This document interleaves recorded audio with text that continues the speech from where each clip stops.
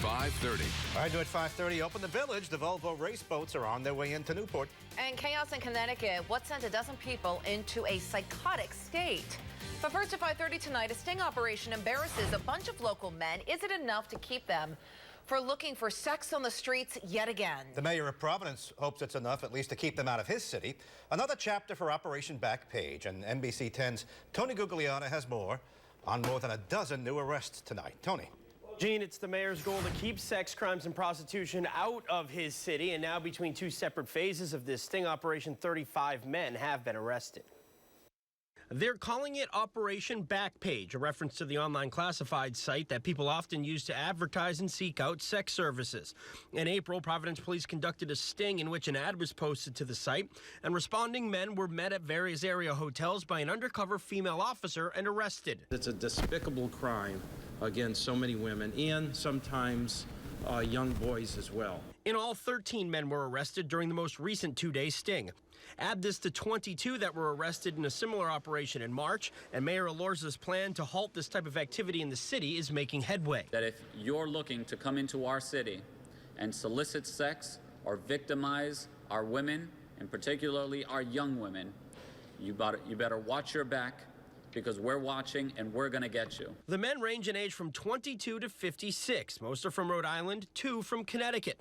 Officials say the women targeted are victims. Sex trafficking is at this point a $32 billion industry throughout the world. $32 billion. It's very lucrative. Most of it run by faceless pimps, posting ads online and sending these women into harm's way. It's a little more difficult to identify those pimps. Years ago, the pimps were on the corners with the prostitutes, and we were able to identify them because they were truly managing. And the 13 men arrested are arraigned today in district court on misdemeanor charges. Now, most of them pleaded no contest and will be made to pay $250 to the Crime Victims Compensation Fund. Then will have the charge expunged in a year's time if they stay out of trouble. Live in the studio, Tony Gugliotta, NBC 10 News. All right, Tony, thank you. A police officer is recovering tonight after having been hit by a motor vehicle during a traffic detail. It happened in Bellingham yesterday morning, not far from the Woonsocket line. Police telling NBC 10 that Officer Stephanie Lemon was directing traffic at an accident scene when she was hit and then knocked off her feet. Officer Lemon was not seriously hurt, but will be out of work indefinitely. The driver, identified as Jacqueline Tetrault of Blackstone, was cited for negligent operation of a motor vehicle. All right, new at 5:30, a novel test of the law in an overdose death. An alleged Cape Cod dealer faces a charge of manslaughter. 33-year-old Stephen Foss of Wareham allegedly sold $80 worth of heroin to Paige Lopes from that same town back in February when she overdosed. This is a first-of-its-kind prosecution in Plymouth County. Foss is being held on $50,000 cash bail tonight. New at 5:30 tonight, tainted drugs, and it sent about a dozen people to the hospital. Police in Willimantic say that they're dealing with a batch of tainted K2 or synthetic marijuana. Officers say that those smoking the drug were exhibiting psychotic behavior.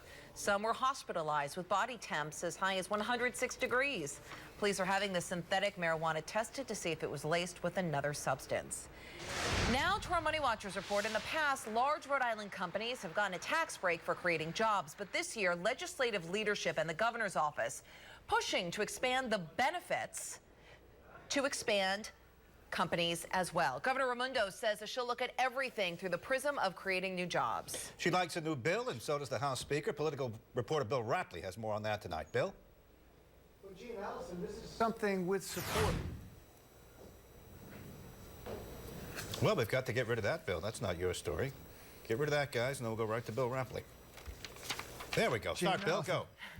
Well, this is something that's got support from legislative leaders as well as the governor. They both have gotten together on it, and they call it another tool to help jumpstart the economy in Rhode Island.